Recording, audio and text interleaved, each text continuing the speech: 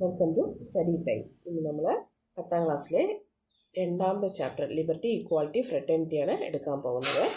First ചാപ്റ്ററിനോട്ട് ബാക്കി കൂടി ഞാൻ ഇട്ടേക്കാം. ഷോർട്സിലാണ് കിടക്കുന്നത്. എന്തെങ്കിലും അഭിപ്രായങ്ങളുണ്ടെങ്കിൽ നിങ്ങൾ അറിയിക്കുക.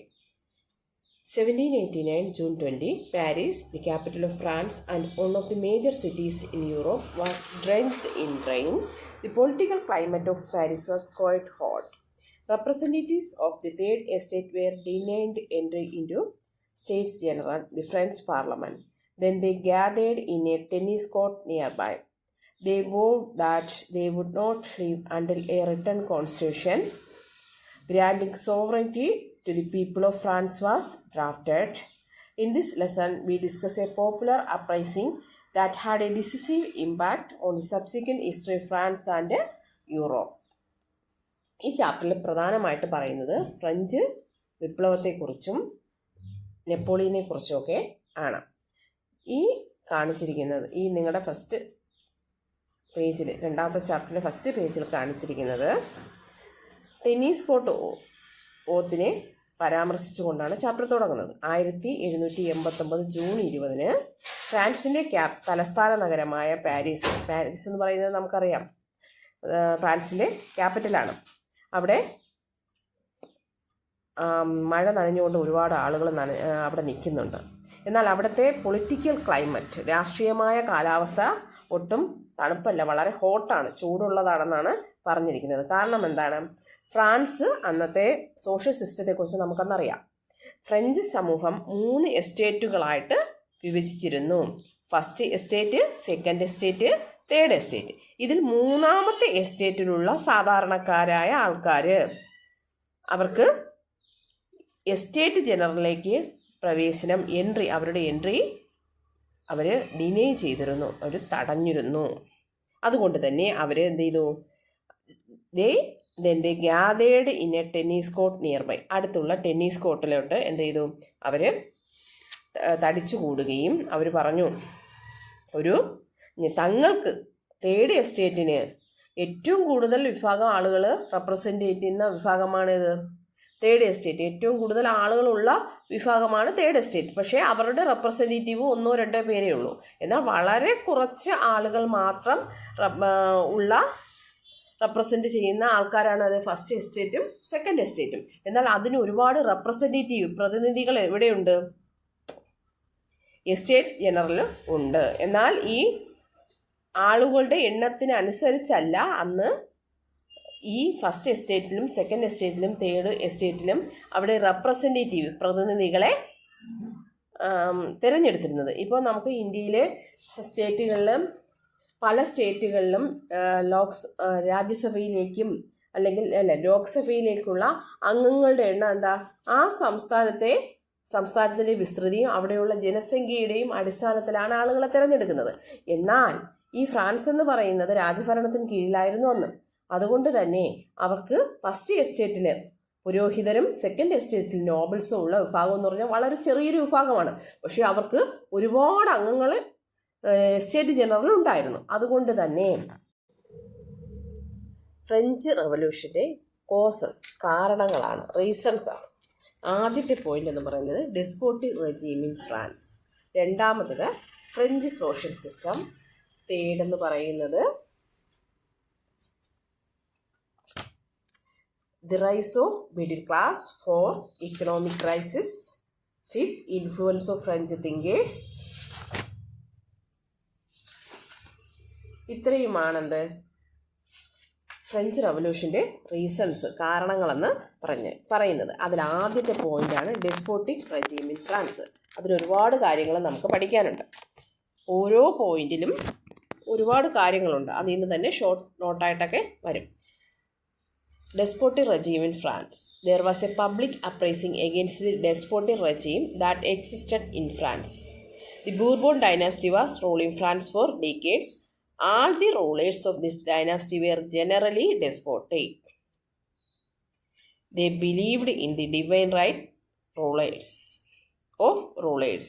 Underline divine right of rulers. Although there was a parliament called the Estate General.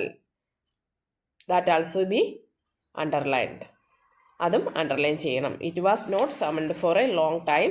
The parliament was summoned only in 1614 for the last time. The most prominent of the Bourbon kings was Louis 14 who declared I am the state. I am the state and Louis 14 ഇത്രയും അടയാളം പെടുത്തണം നിങ്ങളുടെ text ബുക്കിൽ. There was a public uprising against the despotic regime that existed in France. ഫ്രാൻസിൽ ഏകാധിപത്യ ഭരണമാണ് നിലനിന്നിരുന്നത്. Despotic എന്ന് പറഞ്ഞാൽ ഏകാധിപതിയാണ്. അപ്പോൾ അങ്ങനെയുള്ള ഭരണത്തിനെതിരെ പബ്ലിക് അപ്രൈസിങ്, പൊതുജന രോഷം എന്ത് ചെയ്തു? ഉയർന്നു വന്നു. അപ്രൈസിങ് എന്ന് പറഞ്ഞാൽ ഉയർന്നു വന്നു. The Bourbon dynasty was ruling France for decades പതിറ്റാണ്ടുകളായിട്ട് അവിടെ ഭരിച്ചിരുന്ന ഡൈനാസ്റ്റി എന്ന് പറയുന്നത് ബൂർബോൺ രാജാക്കന്മാരാണ്. അവിടെ ഈ ലൂയി 14, 15 ഈ ബൂർബോൺ ഡൈനാസ്റ്റിയിലുള്ളവരാണ്. അപ്പോൾ അവിടെ ഒരു ക്വസ്റ്റ്യൻ വരും. എന്താണ് അവിടുത്തെ ആദ്യത്തെ question? Who were ruling in France for decades? ആരാണ് ഡീക്കേഡ്സുകളായിട്ട് ഫ്രാൻസിനെ ഭരിച്ചിരുന്നത്? Answer ബൂർബോൺ dynasty. ബൂർബോൺ ഡൈനാസ്റ്റിയിലെ രാജാക്കന്മാരാണ് അവിടെ ഭരിച്ചിരുന്നത്. അല്ല, നമുക്കിങ്ങനെ പറയാം, Bourbon dynasty was ruling in France for decades. They were absolute despotic rulers. നമുക്കതിനെ ചുരുക്കി ഇങ്ങനെയും പറയാം. ബൂർബോൺ രാജാക്കന്മാരാണ് ഒരുപാട് കാലങ്ങളായിട്ട് ഫ്രാൻസിനെ ഭരിച്ചിരുന്നത്. അവർ ഏകാധിപതികൾ ആയിരുന്നു. All the rulers of dynasty were generally despotic. They believed in the divine right of rulers. അവർ വിശ്വസിച്ചിരുന്നൊരു തിയറി ആയിരുന്നു ഡിവൈൻ റൈറ്റ്, രാജാക്കന്മാരുടെ ഡിവൈൻ റൈറ്റ് തിയറി. അതെന്താണെന്ന് പറഞ്ഞു തരാം. ഡിവൈൻ റൈറ്റ് എന്ന് പറഞ്ഞാൽ കിങ് എന്ന് പറയുന്നത് രാജാവിൻ്റെ റെപ്രസെൻറ്റേറ്റീവാണ്. According to the divine right theory, the king is the representative of God. God നേരിട്ട് നിയമിച്ചതാണ് രാജാവിനെ. അങ്ങനെ ആവുമ്പോൾ the king derives his authority from God. രാജാവിന് അദ്ദേഹത്തിൻ്റെ അതോറിറ്റി കിട്ടിയത് ആരിൽ നിന്നാണ്? ഡയറക്റ്റായിട്ട് ദൈവത്തിൽ നിന്നാണ്. They are not accountable to the people but to God. അവർക്ക് ദൈവത്തോട് മാത്രമേ റെസ്പോൺസിബിലിറ്റി ഉള്ളൂ.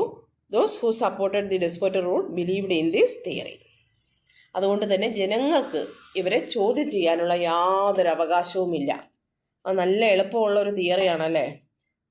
എന്താ ദൈവം എന്ന് പറയുന്ന ആ കൺസെപ്റ്റിനെ അവർ മിസ്യൂസ് ചെയ്തുകൊണ്ട് ഫ്രാൻസിൽ അന്ന് ഭരിച്ചിരുന്ന രാജാക്കന്മാരാണ് ആര്? ബൂർബോൺ ഡൈനാസ്റ്റി. ഈ ഡിവൈൻ റൈറ്റ് തിയറി അനുസരിച്ച് ജനങ്ങൾക്ക് രാജാവിനെ ചോദ്യം ചെയ്യാൻ യാതൊരു അധികാരമില്ലായിരുന്നു. മറിച്ച് ദൈവത്തിനാണ് ഉണ്ടായിരുന്നത്. അവർക്ക് വ്യക്തമായിട്ടറിയാം ദൈവം നേരിട്ട് വന്ന് ഒന്നും ചോദിക്കത്തില്ല, അവരോടൊന്നും ചോദിക്കില്ല. അപ്പോൾ ജനങ്ങളെ മണ്ടന്മാരാക്കാൻ വേണ്ടിയുള്ള ഒരു തിയറിയാണ് ഇത് ഡിവൈൻ റൈറ്റ് തിയറി എന്ന് പറയുന്നത്. അതുപോലെ തന്നെ അവിടെ ഒരു പാർലമെൻറ്റ് ഉണ്ടായിരുന്നു. Although there was a parliament. അവിടുത്തെ പാർലമെൻറ്റിൻ്റെ പേരാണ് എസ്റ്റേറ്റ് ജനറൽ.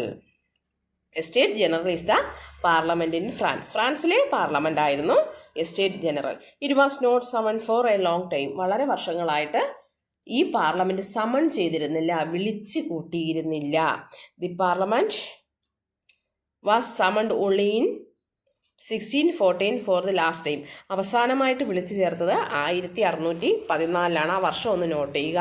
ചിലപ്പോൾ സ്റ്റേറ്റ്മെൻറ്റ് വൈസ് ക്വസ്റ്റ്യൻ ചോദിക്കുമ്പോൾ പറയും the French parliament was summoned only in 1614. നിങ്ങളിതിനോട് യോജിക്കുന്നുണ്ടോ? ആ വർഷം അറിയാമെങ്കിൽ മാത്രമേ നമുക്ക് ആ സ്റ്റേറ്റ്മെൻറ്റിൻ്റെ എന്താണ് ചോദിക്കുന്നുള്ളതെന്നും എന്താണ് അതിൻ്റെ കൺസെപ്റ്റ് എന്നുള്ളതെന്നും അറിയാമെങ്കിൽ മാത്രമേ അതിന് ആൻസർ എഴുതാൻ പറ്റൂ. The most prominent in the Bourbon kings was Louis 14. അതിൽ ഏറ്റവും പ്രധാനപ്പെട്ട റൂളറായിരുന്നു ആര്? ലൂയി 14. അദ്ദേഹമാണ് പറഞ്ഞത് ഐ ആം ദി സ്റ്റേറ്റ്. അതൊരു ക്വസ്റ്റ്യനായിട്ട് വരും, പ്രധാനപ്പെട്ട ഒരു ക്വസ്റ്റ്യനായിട്ട് വരും. എന്താ? ഹു ഡിക്ലെയർഡ് അല്ലെങ്കിൽ which Bourbon king declared I am the state? ഏത് ബൂർബോൺ രാജാവാണ് ഐ ആം ദി സ്റ്റേറ്റ് എന്ന് ഡിക്ലെയർ ചെയ്തത്? ആരാണ്? Louis 14. I am the state, ഞാനാണ് സ്റ്റേറ്റ് എന്ന് പറഞ്ഞത് ലൂയി 14. ഈ പാരഗ്രാഫിൽ നമുക്ക് ഓർത്തിരിക്കേണ്ട കാര്യങ്ങൾ, പ്രധാനപ്പെട്ട ഐഡിയാസ് എന്ന് പറഞ്ഞത് ഫ്രാൻസ് റൂൾ ചെയ്തിരുന്ന ഡൈനാസ്റ്റി എന്ന് പറയുന്നത് ബോർബോൺ ഡൈനാസ്റ്റി ആയിരുന്നു. They were despotic rulers. അവർ ഡെസ്പോട്ടിക് റൂളേഴ്സ് ആയിരുന്നു. They believe in the theory of divine right theory. അവർ വിശ്വസിച്ചിരുന്ന തിയറി ആയിരുന്നു ഡിവൈൻ റൈറ്റ് തിയറി. അതുപോലെ തന്നെ അവിടുത്തെ പാർലമെൻറ്റ് എന്ന് പറയുന്നത് എസ്റ്റേറ്റ് ജനറൽ എന്നതായിരുന്നു. അത് ഒരുപാട് കാലങ്ങളായിട്ട് വിളിച്ചു ചേർത്തിരുന്നില്ല. ലാസ്റ്റ് ടൈമിൽ അത് വിളിച്ചു ചേർത്തത് 1614 അവിടുത്തെ ബൂർബോൺ രാജാക്കന്മാരിലെ ഏറ്റവും പ്രധാനപ്പെട്ട ഒരാളായിരുന്നു ലൂയി 14. അദ്ദേഹമാണ് പറഞ്ഞെന്താ, ഞാനാണ് രാഷ്ട്രം. അപ്പോൾ അതിൽ തന്നെ ഉണ്ടല്ലേ എല്ലാം. ഞാൻ രാഷ്ട്രമാണ് എന്ന് പറഞ്ഞാൽ എന്നെ ആർക്കും ചോദ്യം ചെയ്യാൻ പറ്റില്ല. അപ്പോൾ അതൊന്ന് ഓർത്തിരിക്കുക. ഇനി look at the map 2.1 and locate France identify and mark the neighbouring state of France. നിങ്ങൾ ആ മാപ്പിൽ നോക്കി. യൂറോപ്പിൻ 1789 1789 യൂറോപ്പ്. ഫ്രാൻസിനെ കണ്ടോ? ഫ്രാൻസിൻ്റെ പിക്ചർ നോക്കാം. ഗ്രേ കളറിൽ കാണുന്നതാണ് ഫ്രാൻസ്. ഫ്രാൻസിൻ്റെ നൈബറിംഗ് കൺട്രികളാണ് ഏതൊക്കെ? സ്പെയിനുണ്ട്, പോർച്ചുഗലുണ്ട്, നെതർലാൻഡ്, ജർമ്മൻ സ്റ്റേറ്റ്സ് ഉണ്ട്, വെനീസ് ഉണ്ട്, ഓസ്ട്രിയ ഹംഗറി ഉണ്ട്, ബ്രിട്ടൻ ഉണ്ട്, അയർലൻഡ് ഉണ്ട്. ഇതൊക്കെ എന്താ? ഫ്രാൻസിൻ്റെ അയൽ രാജ്യങ്ങളാണ്. Corruption, extravagance. കറപ്ഷൻ എന്ന് പറഞ്ഞാൽ അഴിമതി. എക്സ്ട്രാവഗൻസ് എന്ന് പറഞ്ഞാൽ ധൂർത്ത്. Extravagance and continuous wars waged by Louis 15 who succeeded Louis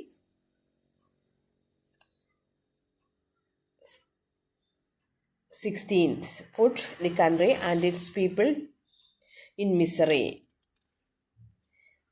corruption എന്ന് പറഞ്ഞാൽ അഴിമതി, എക്സ്ട്രാവഗൻസ് എന്ന് പറഞ്ഞാൽ ധൂർത്ത്.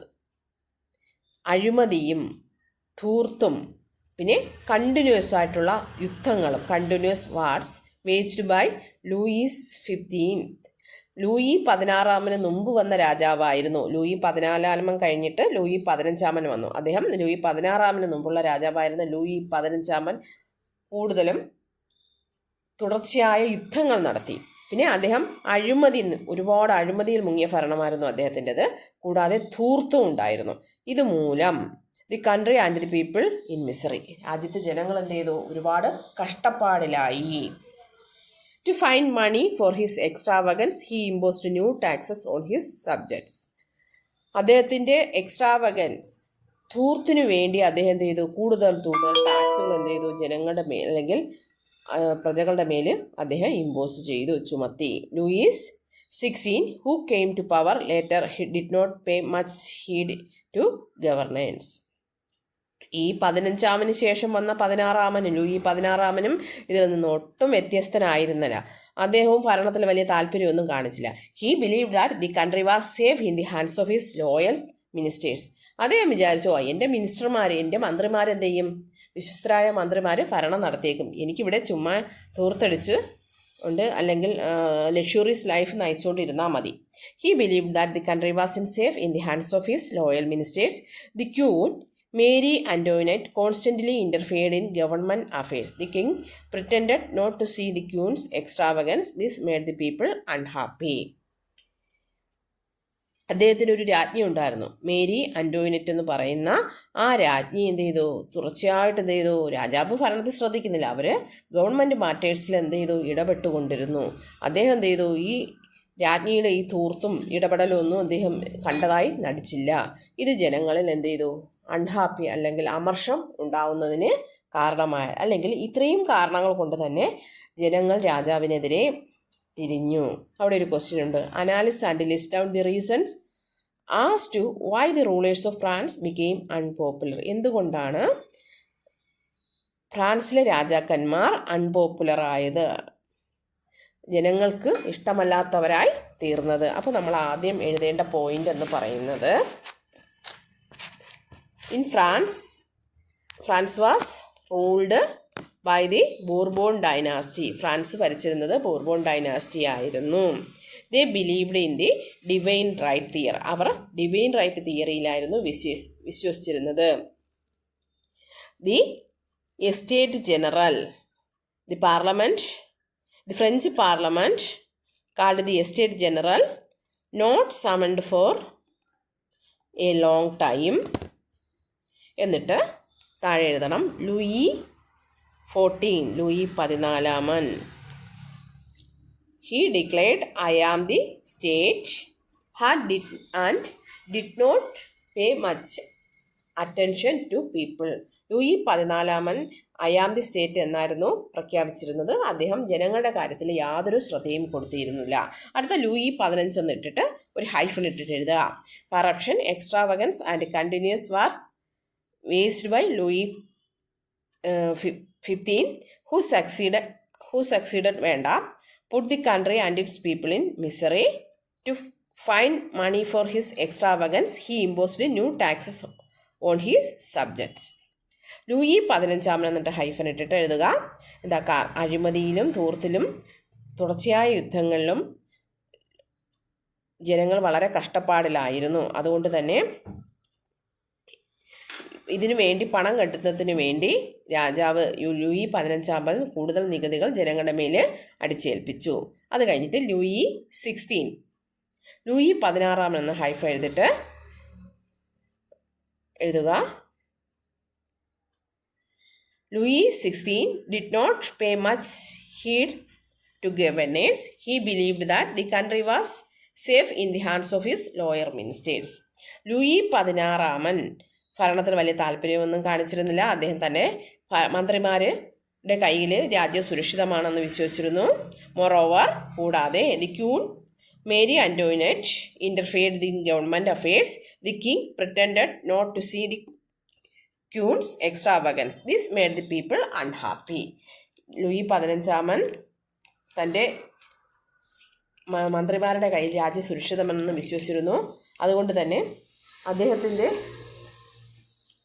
രാജ്ഞിയായിരുന്ന മേരി ആന്റോയിനറ്റ് ഭരണകാര്യങ്ങളിൽ ഇടപെടുകയും ഒരുപാട് ധൂർത്ത് നടത്തുകയും ചെയ്തു. എന്നാൽ രാജാവാകട്ടെ ഇതൊന്നും കണ്ടില്ലെന്ന് നടിച്ചു. അതുകൊണ്ട് തന്നെ അവിടെയുള്ള ജനങ്ങൾ എന്ത് ചെയ്തു, വളരെയധികം ദുരിതത്തിലാവുകയും അവർ രാജാവിനെതിരെ തിരിയുകയും ചെയ്തു. അപ്പോൾ ആദ്യം ഒരു ചെറിയ 2 ലൈൻ ഇൻട്രൊഡക്ഷൻ, ഫ്രാൻസിൻ്റെ അവസ്ഥ, രാജാക്കന്മാരുടെ സ്വഭാവം അറിയാനായിട്ട് നിങ്ങൾ ഡെസ്പോട്ടിക് റെജീമും അവിടുത്തെ എസ്റ്റേറ്റ് ജനറലിനെ കുറിച്ചൊന്ന് മെൻഷൻ ചെയ്യുക. ഡിവൈൻ റൈറ്റ് തിയറിയെക്കുറിച്ച് ജസ്റ്റ് ഒന്ന് മെൻഷൻ ചെയ്യുക. അത് കഴിഞ്ഞിട്ട് പിന്നെ എഴുതാനുള്ള ലൂയി 14 കുറിച്ച്, അടുത്ത ലൂയി 15, ലൂയി 16. അപ്പോഴെന്ത് ചെയ്യും, ആ ക്വസ്റ്റിന് ആൻസർ ആവും. നോട്ട് തരുമ്പോൾ അങ്ങനെ തരാം. Next French social system. നമ്മളിനി നോക്കാവുന്നത് അവിടുത്തെ രാജാക്കന്മാരെ കുറിച്ച് പഠിച്ചു. ഇത് ജനങ്ങൾക്ക് ഫ്രഞ്ച് റവല്യൂഷൻ്റെ ഒരു കാരണമാണ്. ഫ്രഞ്ച് സോഷ്യൽ സിസ്റ്റം, ഫ്രാൻസിലെ സാമൂഹിക സിസ്റ്റം. അവിടെ ഒരു കോട്ട്സ് കൊടുത്തിരിക്കുന്നത് കണ്ടോ. നോബിൾസ് ഫൈറ്റ്, പ്രഭുക്കന്മാർ യുദ്ധം ചെയ്യട്ടെ. പ്രീസ് പ്രേ, സാധാരണ പുരോഹിതർ പ്രാർത്ഥിക്കട്ടെ. And the commons pay, commons എന്ത് ചെയ്യുക, സാധാരണക്കാർ നികുതി പേ ചെയ്യട്ടെ എന്നാണ്, നികുതി തരട്ടെ എന്നാണ് അവിടെ ഒരു ചൊല്ലുണ്ടായിരുന്നു. അതിൽ നിന്ന് തന്നെ ഫ്രഞ്ചിലെ സോഷ്യൽ സിസ്റ്റത്തെ കുറിച്ച് നമുക്കൊരു പിക്ചർ കിട്ടും. This was a popular saying among the common people of France. What does it mean? Let us examine. French society in 18th century was divided into 3 estates. The clergy in the first, the nobles and the second, and the common people in the third estate. ആദ്യം ഞാൻ തുടക്കത്തിലേ പറഞ്ഞു, French സമൂഹം 18-ാം നൂറ്റാണ്ടിൽ 3 എസ്റ്റേറ്റുകളായിട്ട് divide ചെയ്തിരുന്നു. ഏതൊക്കെ? First estate, the priest അല്ലെങ്കിൽ clergy എന്ന് പറഞ്ഞാലും പ്രീസ്റ്റ് എന്ന് പറഞ്ഞാലും ഒന്ന് തന്നെയാണ്. പുരോഹിതന്മാരായിരുന്നു ഫസ്റ്റ് എസ്റ്റേറ്റിലുണ്ടായിരുന്നത്. രണ്ടാമത്തത് നോബിൾസ്, പ്രഭുക്കന്മാരായിരുന്നു second estates. And the last one, the third estate എന്ന് പറയുന്നത് കോമൺ പീപ്പിൾ, സാധാരണക്കാരായ ജനങ്ങളായിരുന്നു. ഇനി നമുക്ക് ആദ്യം ഈ 3 എസ്റ്റേറ്റിൻ്റെയും സ്വഭാവ സവിശേഷതകൾ നോക്കാം, അല്ലാതെ അവരുടെ ആ സിസ്റ്റം എങ്ങനെയാണെന്ന് നോക്കാം. ദി ക്ലർജി, ക്ലർജി എന്ന് പറയുമ്പോൾ first estate. The Catholic Church in France was very powerful and wealthy. The church owned a large tract of land. The clergy was exempted from all types of taxes. അന്ന് അവിടെ ഫ്രാൻസിലുണ്ടായിരുന്ന church, മത പുരോഹിതർ എന്ന് പറയുന്നത് Catholic ചർച്ചായിരുന്നു. അവർ വളരെ വെൽത്തിയുമായിരുന്നു, സമ്പന്നരുമായിരുന്നു, പവർഫുള്ളുമായിരുന്നു. ചർച്ചിൻ്റെ കയ്യിൽ ഒരുപാട് ഭൂമി ഉണ്ടായിരുന്നു. അതുകൊണ്ട് തന്നെ ഭൂമിയുള്ളവരെന്ത് ചെയ്യണം, ടാക്സ് അടയ്ക്കണം. എന്നാൽ ഇവരെന്ത് ചെയ്യുന്നു, എല്ലാ ടാക്സിൽ നിന്നും ഒഴിവാക്കപ്പെട്ടിരുന്നു. Moreover, they levied a tax called thide on the common people's 1/10 of the total produce was remitted as tax. This made common people resent the clergy. Resent എന്ന് പറഞ്ഞാൽ വിരോധം അല്ലെങ്കിൽ വെറുപ്പ്. കൂടാതെ ഈ ക്ലർജിയുടെ കയ്യിൽ എന്തുണ്ടായിരുന്നു? ഒരുപാട് ഭൂമി ഉണ്ടായിരുന്നു. എങ്കിലും അവരെന്ത് ചെയ്തു? സാധാരണക്കാരായ ജനങ്ങളിൽ നിന്ന് അവർ ടാക്സ് പിരിച്ചിരുന്നു. അതിനെ പറയുന്ന പേരാണ് തിതേ. ഈ തിതേ എന്ന് പറയുന്ന ടാക്സിൻ്റെ പ്രത്യേകത എന്ന് പറഞ്ഞാൽ 10ൽ ഒരംശം അവരെന്താണോ സാധാരണക്കാരായ ജനങ്ങൾ പ്രൊഡ്യൂസ് ചെയ്യുന്നത് അതിൽ 10ൽ ഒരു ഭാഗം എന്ത് ചെയ്യണം? ടാക്സ് ആയിട്ട് ക്ലർജിക്ക് കൊടുക്കണം. ഇതുകൊണ്ട് തന്നെ ഈ സാധാരണക്കാരായ ജനങ്ങൾക്ക് ആരോട്? ക്ലർജി എന്ന് പറയുന്ന ഫസ്റ്റ് എസ്റ്റേറ്റിനോട് വിരോധം തോന്നാൻ ഇടയായി. Second, nobles. The second estate. The nobles held the highest positions in government and in the army.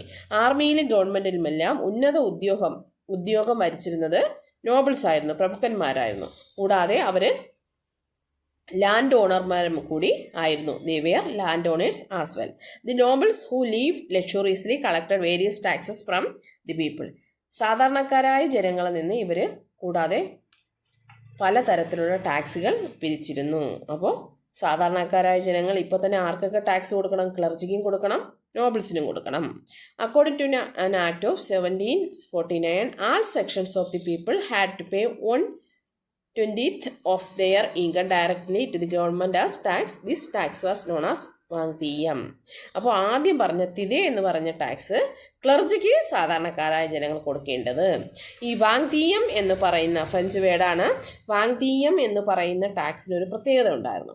1749 ഒരു ആക്ട് അനുസരിച്ച് എല്ലാ വിഭാഗം ജനങ്ങളും തങ്ങളുടെ ഉൽപ്പന്നത്തിൻ്റെ 20% ടാക്സ് ആയിട്ട് ഗവൺമെൻറ്റിലേക്ക് അടയ്ക്കണം. അതിനെ പറഞ്ഞിരുന്ന പേരാണ് വാങ്തീയം. അപ്പോൾ 2 ടാക്സായി. ഒന്ന് ക്ലർജി സാധാരണ ജനങ്ങളിൽ നിന്നും എടുക്കുന്ന ടാക്സ്. വാങ്തീയം എന്ന് പറഞ്ഞാൽ എല്ലാ വിഭാഗം ജനങ്ങളും ടാക്സ് ഗവൺമെൻറ്റിലേക്ക് അടയ്ക്കണമായിരുന്നു. ദി ഫസ്റ്റ് 2 എസ്റ്റേറ്റ് ആരൊക്കെയത്? ക്ലർജിയും നോബിൾസും. ആദ്യത്തെ 2 എസ്റ്റേറ്റുകൾ got excepted from the tax by giving small amount to the king as gift. ഇവരെന്ത് ചെയ്തു? ഒരു കള്ളക്കളി കാണിച്ചു. ആദ്യത്തെ 2 എസ്റ്റേറ്റുമാരും അവരുടെ കയ്യിൽ ഒരുപാട് ഭൂമിയുണ്ട്. അപ്പോൾ അതിനനുസരിച്ച് അവർ കൂടുതൽ ടാക്സ് കൊടുക്കണ്ടേ? എന്നാൽ അവർ കൊടുത്തില്ല. അവരൊരു ചെറിയ എമൗണ്ട് മാത്രമേ ഈ വാങ്തീയം എന്ന് പറഞ്ഞ് രാജാവിന് ഒരു ഗിഫ്റ്റായിട്ട് കൊണ്ടുവന്ന് രാജാവിനെ പ്രീതിപ്പെടുത്തിയിരുന്നു. അതുകൊണ്ട് തന്നെ അവരെന്ത് ചെയ്തു? അവരുടെ വരുമാനം കൂടുതലും അവരുടെ സുഖലോലുപതയ്ക്കാണ് അവർ ചെലവഴിച്ചിരുന്നത്. The priest and nobles never hesitated to oppose the monarchy to maintain their rights. കൂടാതെ അവരെന്ത് ചെയ്തു? തങ്ങളുടെ അവകാശങ്ങൾ നിലനിർത്തുന്നതിന് വേണ്ടി അവരെന്ത് ചെയ്തു? രാജാവിനെ പോലും എതിർക്കാൻ ഈ ക്ലർജിയും നോബിൾസും മടിച്ചിരുന്നില്ല. Various ways in which nobles exploited the common people. ഈ നോബിൾസ് എങ്ങനെയാണ് സാധാരണക്കാരായ ജനങ്ങളെ എക്സ്പ്ലോയിറ്റ് ചെയ്തത് എന്ന് നമുക്ക് നോക്കാം. അവർ പിരിച്ചിരുന്ന പലതരം ടാക്സുകളാണ് കോർവി, ബെനാലിറ്റെ, ബെൻവിൻ, പിയേഷ്, ടെറാഷ് എന്നിവ. ആദ്യം കോർവി എന്ന് പറയുന്നത് the right to make the common people work for 3 or 4 days a year without paying any reward. ജനസംഖ്യയിൽ ഭൂരിഭാഗം വരുന്നതും ആരാണ്? കർഷകരാണ്, സാധാരണക്കാരായ കോമൺ ജനങ്ങളാണ്. അപ്പോൾ സാധാരണക്കാരായ ജനങ്ങൾ വർഷത്തിൽ 3-4 ദിവസം ഫ്രീ ആയിട്ട് ഇവർക്ക് പ്രഭുക്കന്മാർക്ക് ജോലി ചെയ്ത് കൊടുക്കണമായിരുന്നു. അപ്പോൾ ഒരുപാട് ജനങ്ങളുണ്ട്, അവരുടെ ഭൂമിയിൽ മൊത്തം എന്തായി? ഫ്രീ ആയിട്ട് ജോലി ചെയ്യാം. ജോലി ചെയ്യാൻ വേണ്ടി സാധാരണക്കാരായ ജനങ്ങളെ നിർബന്ധിച്ചു കൊണ്ടുള്ളൊരു രീതിയായിരുന്നു കോർവി എന്ന് പറയുന്ന രീതി. അടുത്തത് banality. Additional tax obtained from the monopoly of wine making and the rent of for compulsory use of land lords facilities for the manufacture of grape juice, bread etcetera. Bread, മുന്തിരിച്ചാറിൽ നിന്നുണ്ടാക്കുന്ന ജ്യൂസ്, വൈൻ ഉണ്ടാക്കുന്ന സാധനങ്ങൾ എന്നിവയ്ക്കെല്ലാം ഇവരെന്ത് ചെയ്യണം? Land ലോഡിൻ്റെ പ്രഭുവിൻ്റെ ഭൂമിയിൽ വെച്ച് അവരുടെ സാധനങ്ങൾ ഉപയോഗിച്ച് ഈ വൈനൊക്കെ ഉണ്ടാക്കിയാലും ആർക്ക് നികുതി കൊടുക്കണം? ബെനാലിറ്റി എന്ന് പറയുന്ന നികുതി പ്രഭുക്കന്മാർക്ക് കൊടുക്കണമായിരുന്നു. ബെൻവിൻ എന്ന് പറയുന്നത് a monopoly tax of the wine produced in the territory of load.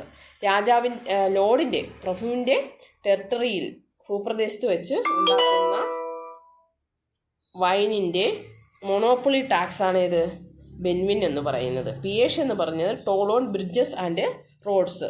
റോഡുകളും പാലങ്ങളും കെട്ടുന്നതിന് പ്രഭുക്കന്മാർ പിരിച്ചിരുന്ന മറ്റൊരു നികുതിയായിരുന്നു, ടോളിൻ്റെ രൂപത്തിലുള്ള നികുതിയായിരുന്നു പീഷ്. ഇനിയും ഉണ്ട്, തീർന്നിട്ടില്ല. ടെറാഷ് എന്ന് പറഞ്ഞാൽ special tax collector from all the peasants during harvest. വിളവെടുക്കുമ്പോൾ എന്ത് ചെയ്യും, വീണ്ടും അവർ പ്രഭുക്കന്മാരല്ലോ നോബിൾസ് എന്ത് ചെയ്യും, കൈനീട്ടും. എന്തിനാ, ടാക്സിന് വേണ്ടി. ടെറാഷ് എന്നായിരുന്നു അടുത്ത ടാക്സ്. അപ്പോൾ ഇതിൽ നിന്ന് നമുക്ക് മനസ്സിലായി, രാജാവിന് വാങ്തീയം എന്ന് പറയുന്ന ടാക്സ് കൊടുക്കണം, അതെല്ലാവരും കൊടുക്കണം. എന്നാൽ ഈ രണ്ട് വിഭാഗം കള്ളക്കളി കാണിച്ചെന്ത് ചെയ്യും, അവരുടെ അടുത്താണ് ഒരുപാട് ഭൂമി, അവർ വളരെ കുറച്ച് ടാക്സ് മാത്രമേ കൊടുക്കുകയുള്ളൂ. പിന്നെ തിതയെന്ന് പറഞ്ഞ ടാക്സ് ക്ലർജിക്ക് അടക്കണം. ആര്, കോമൺ പീപ്പിൾ. ഇനി ഈ നോബിൾസ് പല രീതിയിലുള്ള 4-5 പ്രാവശ്യം ടാക്സ് ഇവരിൽ നിന്ന് പല രീതിയിൽ കളക്ട് ചെയ്യും. കൂടാതെ അവരെ കൊണ്ട് ഫ്രീ ആയിട്ട് സർവീസും എന്ത് ചെയ്യും, വർഷത്തിൽ 4-5 ദിവസം അവരുടെ ജോലിസ്ഥലത്ത് ജോലിയും ചെയ്യിപ്പിക്കും. The common, the third estate. അവിടെ ഒരു പിക്ചർ കണ്ടല്ലേ നിങ്ങൾ, page number 31. The commoners crushed by elites, അതായത് അപ്പർ ക്ലാസ് ആയ ക്ലർജിയും ക്ലർജിയും നോബിൾസും കൂടി എന്ത് ചെയ്തു, സാധാരണക്കാരെ പിഴിഞ്ഞെടുത്ത് അവരെ എല്ലാ വിഭാഗം പ്രിവിലേജ് അനുഭവിച്ചുകൊണ്ടിരുന്ന ഒരു പിക്ചറിൻ്റെ ഒരു സിമ്പിൾ പിക്ചറാണ് ഇവിടെ കാണിച്ചിരിക്കുന്നത്.